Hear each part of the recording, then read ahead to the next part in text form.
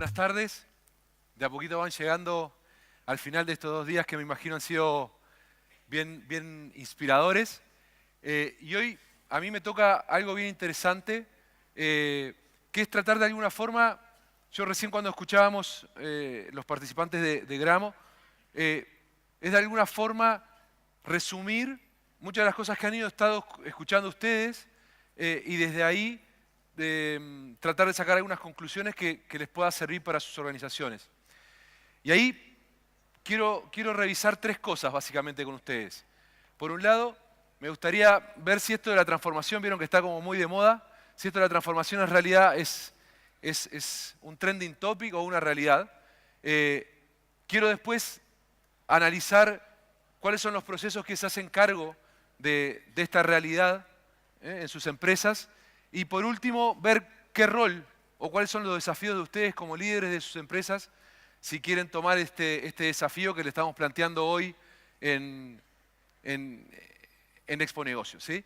Me imagino que muchos de ustedes, después de 2 días siendo bombardeados por ideas, se van con la sensación de que le están diciendo que tienen que ser algo así como esta chita, ¿no? Que tienen que estar corriendo todo el tiempo y a velocidades ultrasónicas.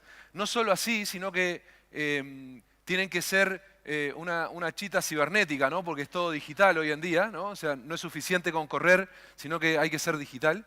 Y la verdad que quizás se están sintiendo algo así, ¿no? Como que, ¿para dónde arranco, ¿no? Y la verdad que esa realidad es la realidad que viven muchas de las organizaciones o muchas de las empresas con las que nos toca interactuar a diario. Y lo que queremos hacer acá, o lo que vamos a hacer en estos próximos 35 o 40 minutos, es ver cómo hoy, desde la mirada académica, pero también práctica, vemos el desafío de la transformación. Y cuáles son los elementos que tienen que tener en cuenta si es que realmente se quieren embarcar de forma sostenida en un proceso de transformación en sus organizaciones. Entonces, ¿qué tan cierto es esto de que tenemos que estar corriendo como locos, ¿no? Y bueno, hoy de verdad transitamos un momento que es bastante especial. Se dice que estamos llegando a este momento en la historia donde en cualquier momento vamos a alcanzar los 100 años de edad. Por lo tanto, tenemos una población que está cada vez envejeciendo más y mejor, lo cual es bueno. También nos dicen que estamos entrando en la 4ª revolución industrial, una 4ª revolución industrial que parecería, por lo que dicen, que es el momento de la historia donde la tecnología y el ser humano ya no es que se vayan a potenciar, sino que básicamente se van a fusionar. Y probablemente en breve empecemos a ver no solo que estamos muy conectados con la tecnología, sino que la tecnología va a ser parte de nuestro cuerpo, ¿no? Y que estamos llegando a un momento de casi el cyborg en muchos sentidos. También estamos viendo que por primera vez en la historia de la humanidad tenemos más capacidad de analizar información que información disponible.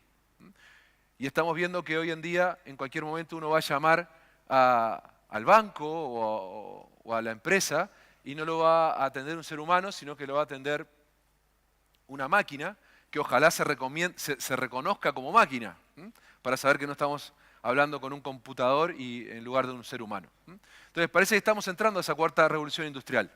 Asimismo, vemos una sociedad cada vez más empoderada, porque esta misma tecnología le permite estar permanentemente conectado.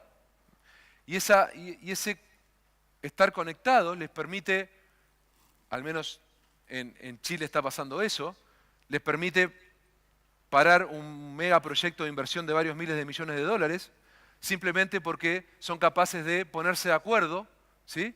Y hacer valer su voz.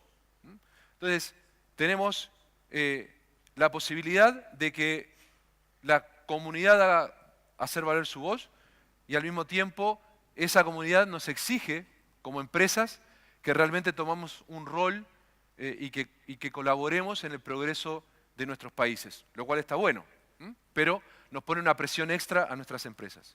Y por último, tenemos esto de las nuevas generaciones, estos desgraciados que se quieren llevar el mundo por delante y que nosotros no sabemos muchas veces cómo manejarlos.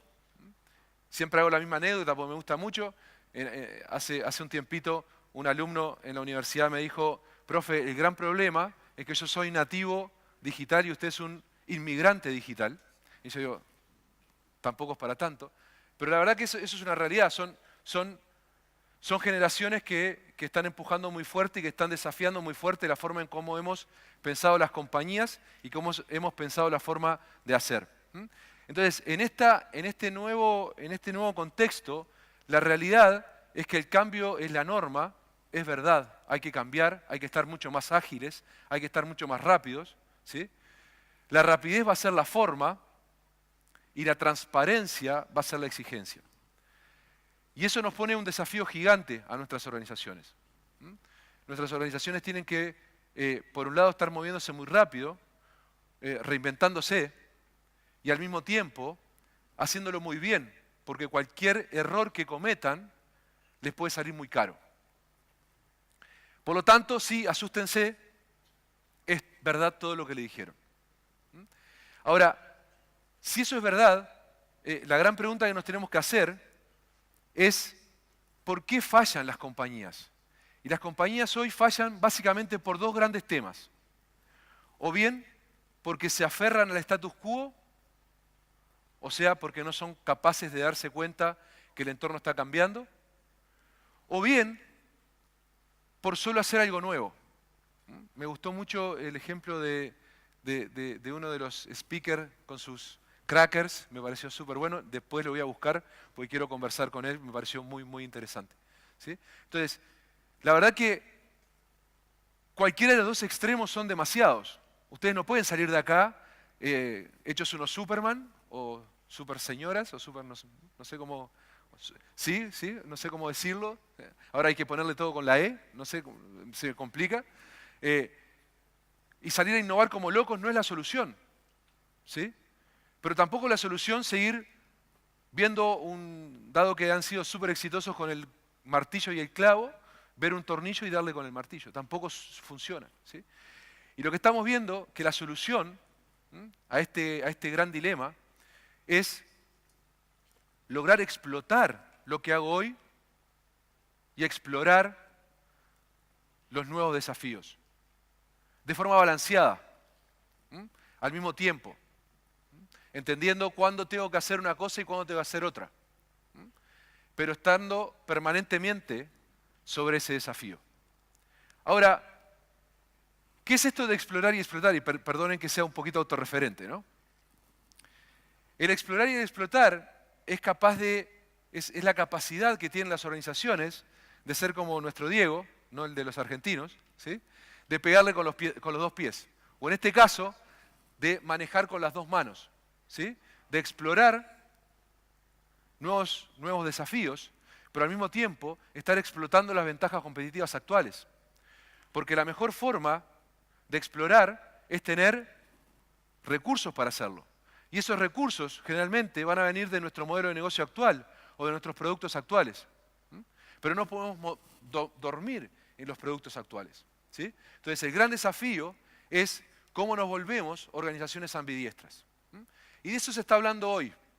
Cada tanto aparecen como estos grandes temas y hoy la ambidiestricidad es el gran tema en estrategia y dirección.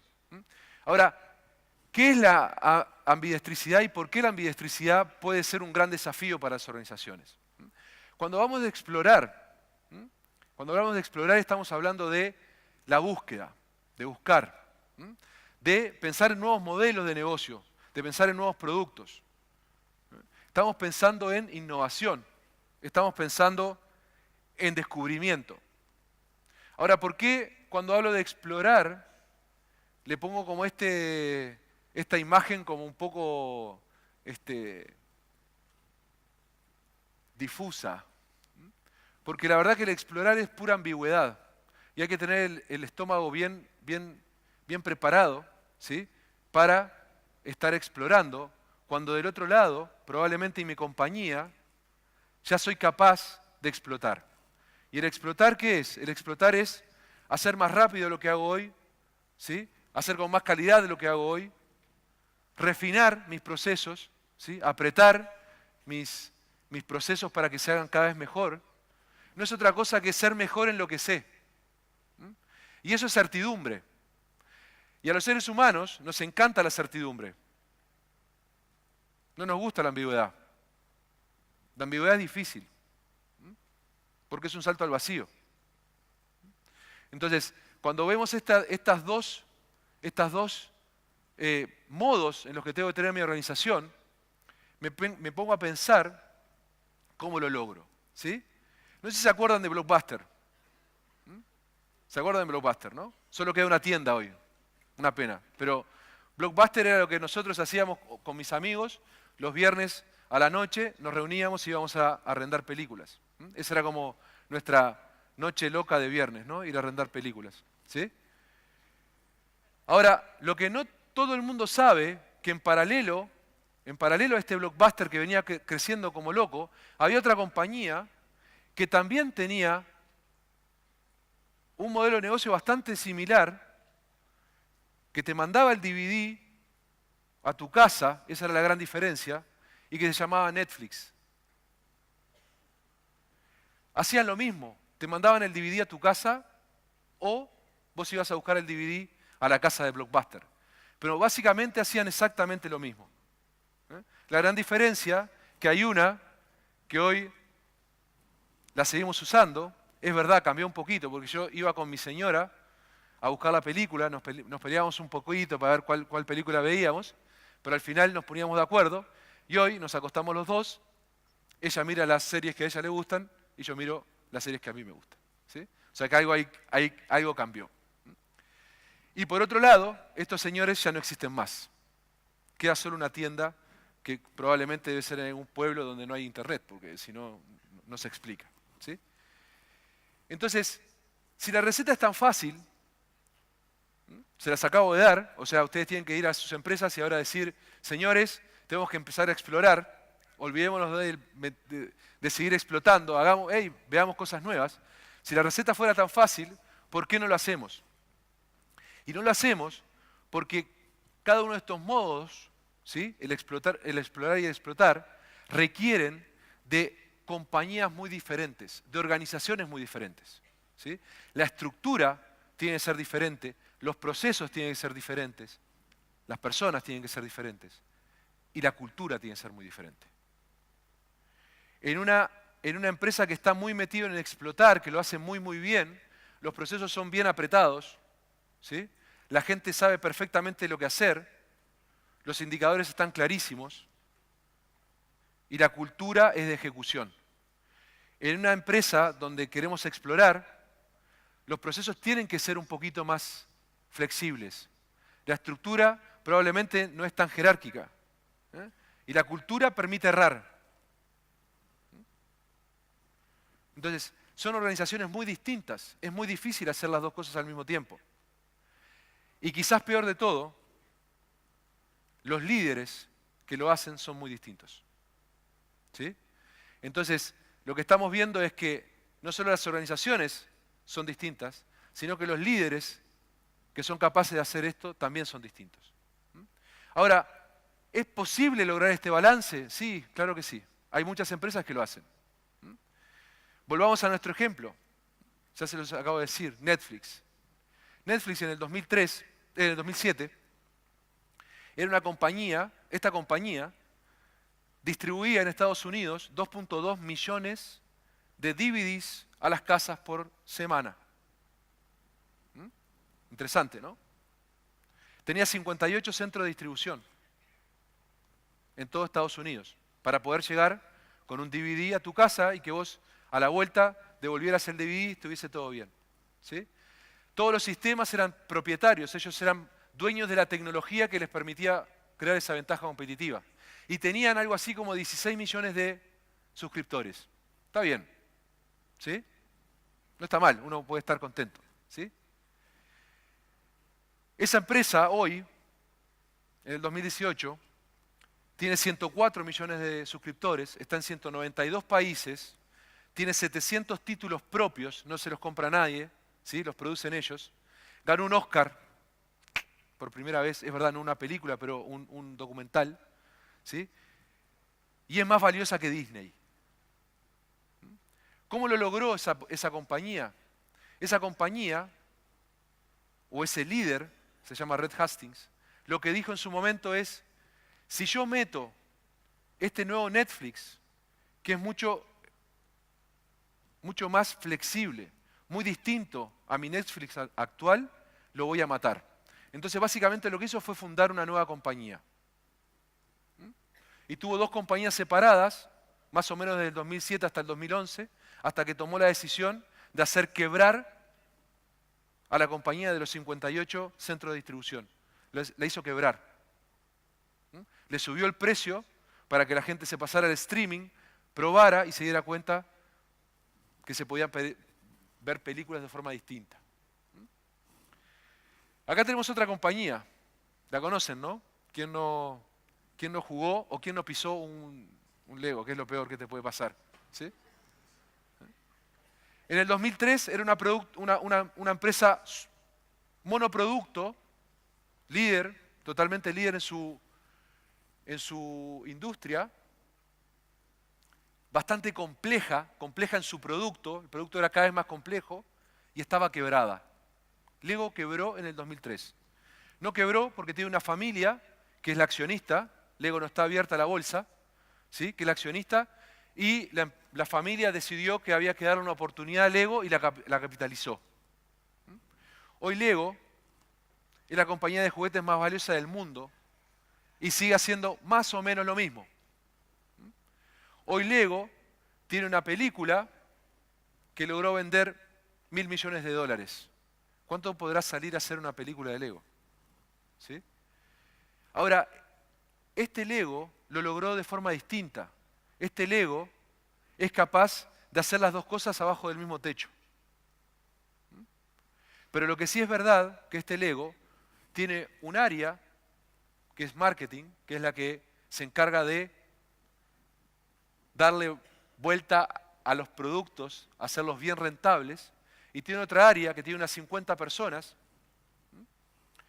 que es la que está pensando el Lego del 2030, que es la que probablemente en el 2007, 2006, pensó que se podía tener una película en el 2015. ¿Sí? Son ámbitos separados, pero dentro de una misma empresa. Pero en algún momento tengo que lograr separarlos, porque si los junto sería muy difícil que vivan. Por lo tanto, si lograr explorar y explotar es un objetivo bastante esquivo, ustedes deben preguntarse si hoy en día sus organizaciones son capaces de ajustarse permanentemente para estar persiguiendo estos dos objetivos. ¿Sí? Y para eso tienen que hacerse dos preguntas que son claves. Primero, si tienen una estrategia que soporte su propósito. Por lo tanto, quizás hay una trampa ahí y son tres preguntas. Se tendría que preguntar si su empresa tiene un propósito. ¿Y qué es el propósito? Es el por qué. Y la estrategia, el cómo. ¿Sí? Entonces, si yo tengo muy claro el por qué, la estrategia es más simple. Aunque compleja, ¿no? Porque estamos viendo que hay muchas cosas en el plato. Y por otro lado, nos tenemos que preguntar si nuestra organización es capaz de ejecutar la estrategia que le estoy pidiendo. Por lo tanto, tengo que preguntarme si es lo suficientemente flexible, si tiene los procesos que le van a permitir cambiar. O sea, dos grandes preguntas. Y esas dos grandes preguntas las vamos a empezar a explorar de a poquito. ¿Sí?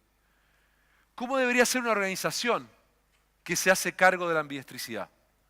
Una organización que se hace cargo de la ambidextricidad es una organización que es capaz de utilizar una aproximación adecuada a su estrategia o a su planificación estratégica. ¿Qué significa esto? Que es capaz de entender en qué tipo de industria está. Van a ver algunas de sus empresas que perfectamente pueden seguir utilizando algunos paradigmas más clásicos a la planificación, donde ustedes creaban un posicionamiento, trataban de hacerlo muy bien y creaban una ventaja competitiva. Quizás algunos de ustedes están en otro tipo de industrias y lo que necesitan es estar pensando permanentemente cómo logran ser un disruptor en esa industria o cómo logran crear un nuevo mercado en esa industria. ¿Sí? Tienen que pensar cuál es la aproximación mejor para la industria en la que participan. Al mismo tiempo tienen que preguntarse si realmente su organización tiene un propósito. Si mañana su organización desaparece, su empresa desaparece, ¿alguien se va a acordar? ¿Algún cliente se va a apenar y se va a ir como triste para la casa? Pregúntense si su organización es capaz de soportar estos dos sistemas bajo un mismo techo. Y por último, pregúntense si está la cultura adecuada en su organización para lograr este doble balance. Y esta cultura es una cultura que obviamente va a permitir el error, pero al mismo tiempo va a ser capaz de dar el feedback adecuado para poder hacer las cosas bien. Entonces, va a ser una cultura que va a estar permanentemente permitiendo explorar, pero al mismo tiempo permanentemente refinando su ventaja competitiva. Esta es una organización que les va a permitir ser ambidiestros. ¿Sí? Ahora, bárbaro, ustedes van al papel, diseñan su super organización ambidiestra, piensan su propósito, tienen todo maravilloso. La pregunta es si tienen el liderazgo adecuado. Si este liderazgo que hoy está dirigiendo la organización es capaz de hacer eso, dirigir. Y dirigir no es otra cosa que el acto de, por un lado, gestionar tu ventaja competitiva actual y, por otro lado, movilizar a la organización hacia la visión, hacia donde queremos estar, hacia lo nuevo. Eso es dirigir. Dirigir es gestionar y liderar. Y gestionar y liderar no es fácil. ¿Por qué? El gestionar es más fácil, ¿no? El gestionar es decir, hey, quiero que el camioncito llegue a tal hora, quiero que el despacho se haga de tal forma, quiero que el packaging sea así, es bien fácil. El liderar es bastante más difícil, porque probablemente yo no tengo la respuesta. Y ese es el desafío del liderazgo. Y probablemente ese es el desafío de la dirección. Porque explorar es fundamentalmente un acto de liderazgo. Mientras que el explotar es simplemente gestión. Y ustedes pueden elegir si van a ser líderes que simplemente gestionan o líderes que realmente dirigen sus organizaciones. Y en ese explorar y explotar es que va a vivir probablemente la sostenibilidad de su compañía. Por primera vez en la historia las compañías están viviendo en promedio menos de 20 años. Y eso es un desafío del cual hay que hacerse cargo. Ahora, ¿cuál es el gran problema? Y esta cita a mí me encanta, me apasiona, siempre la pongo, es de dos profes muy, muy potentes, Bartlett y Goshal. Dicen, hoy tratamos de implementar estrategias de tercera generación a través de organizaciones de segunda generación. Y no digo que estos ejecutivos de primera generación estén en la sala, pero generalmente con ejecutivos de primera generación. ¿Sí?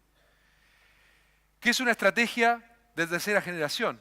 Una estrategia de tercera generación es una estrategia que está enfocada en cumplir el propósito de la organización, que es capaz de movilizar y motivar al talento,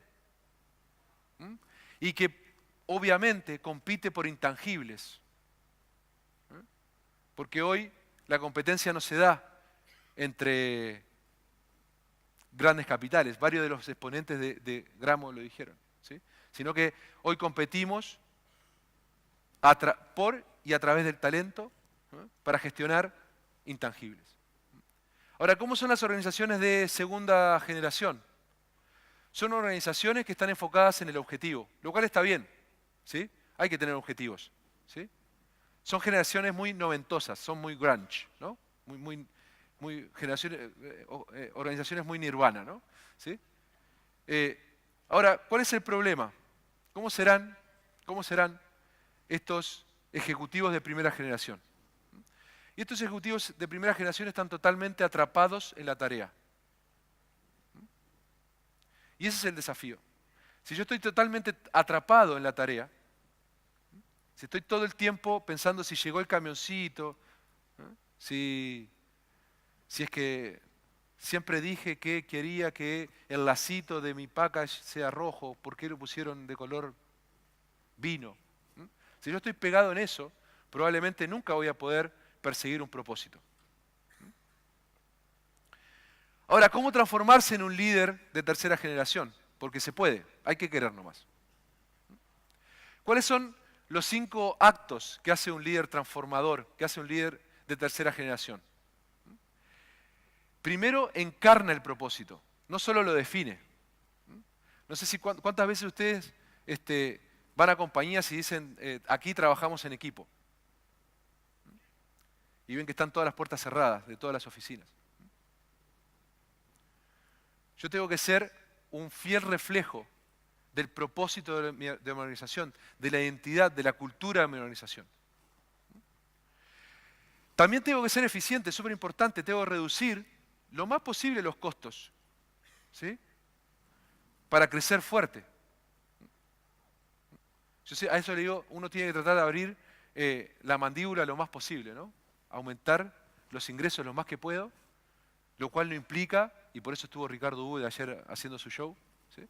Lo que no implica que no sean eficientes, ¿eh?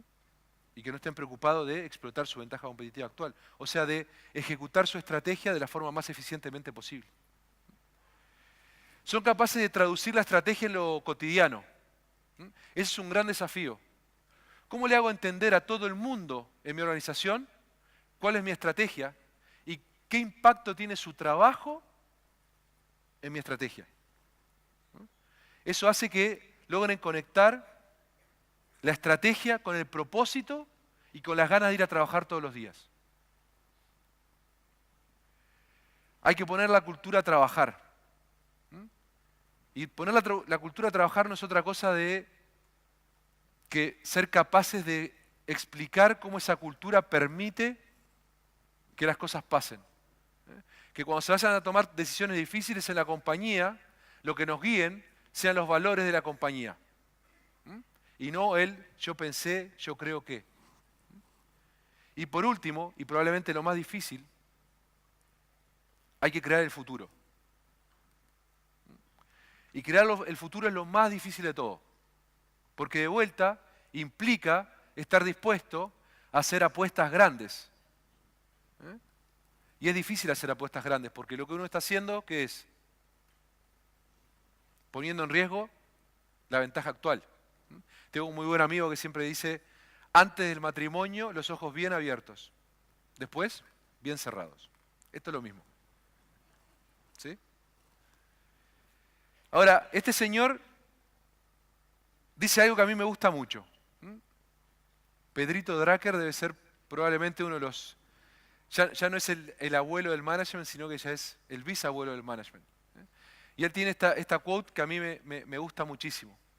Dice, el error más común en el management es esforzarnos en dar la respuesta adecuada. Cuando lo que teníamos que hacer, si queremos ser líderes de verdad, es hacer la pregunta adecuada. Ahora, ¿cuál es el gran desafío? Que en las organizaciones uno va progresando en la medida que da respuestas. ¿Sí o no? Y si aparte el que te lidera, o el que, no sé si te lidera, pero el que es tu jefe, ¿sí? Lo que hace todo el tiempo es decirte cómo hacer las cosas. Entonces vos mirás para abajo y decís, yo llegué acá dando respuestas. Miro para arriba y lo único que me dan son respuestas. ¿Cómo traducís el éxito en tu empresa? ¿Cómo dar respuestas? Y ese es el gran desafío.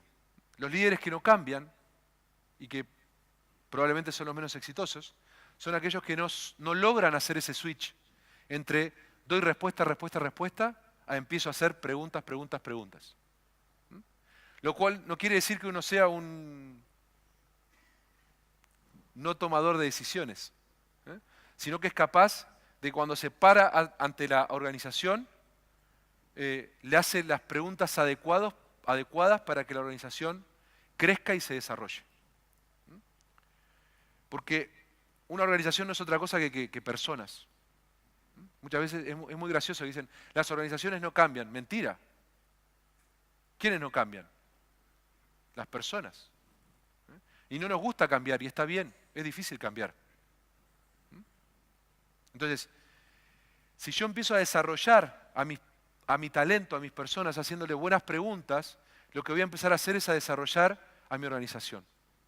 Entonces, el líder lo que tiene que hacer es buenas preguntas. Apretar a veces, morderse los... ¿no? ¿Cuántas veces uno se tiene que morder como las uñas y aguantar el estómago y hacer una pregunta? Y bueno, obviamente se van a equivocar, ¿sí? Pero en ese equivocar la organización está aprendiendo. Por lo tanto, ¿cuál es la invitación? La invitación es a que tomen todo lo que han escuchado en estos 2 días y sean capaces de entender cómo eso encaja hoy en su ventaja competitiva actual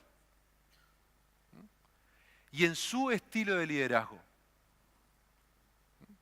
Piensen en qué medida ustedes hoy están permitiendo a su organización explorar y al mismo tiempo explotar. Porque de verdad necesitan ambas cosas. Entonces piensen de qué forma se van a mantener siempre escépticos ante el éxito. Es un gran desafío, un gran desafío.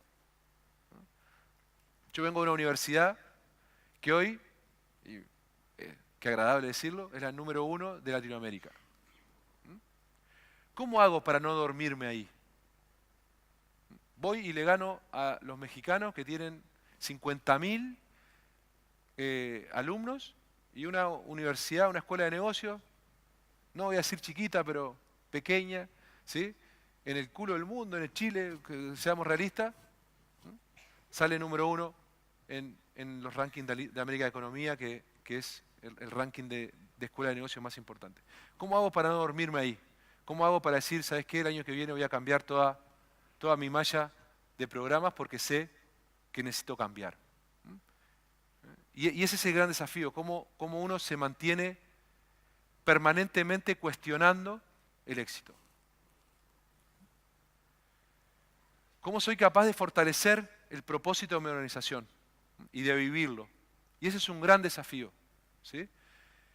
Es muy fácil quedarse pegado ni siquiera en la estrategia, sino en lo que hacemos, en el qué. Cuando en realidad lo que nos tiene que guiar es el por qué. Si yo tengo muy claro el por qué, voy a ser capaz de que mi estrategia se haga cargo del qué. ¿Sí?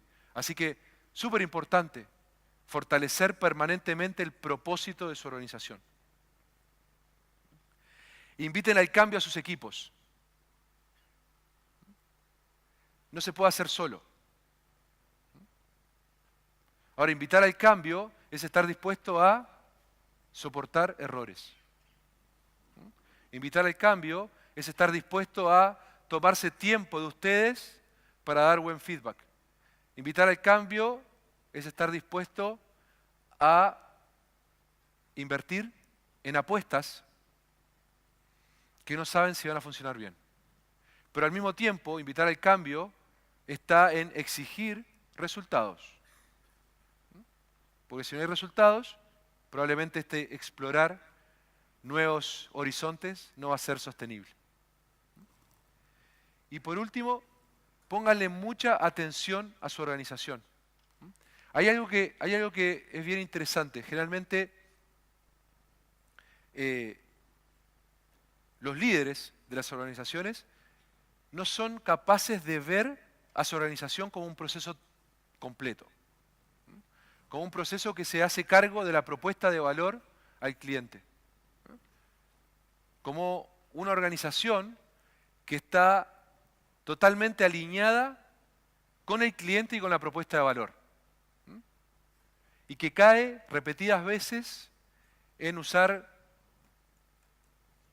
herramientas como el cliente interno, que lo único que está haciendo es tratando de suplir un error del liderazgo.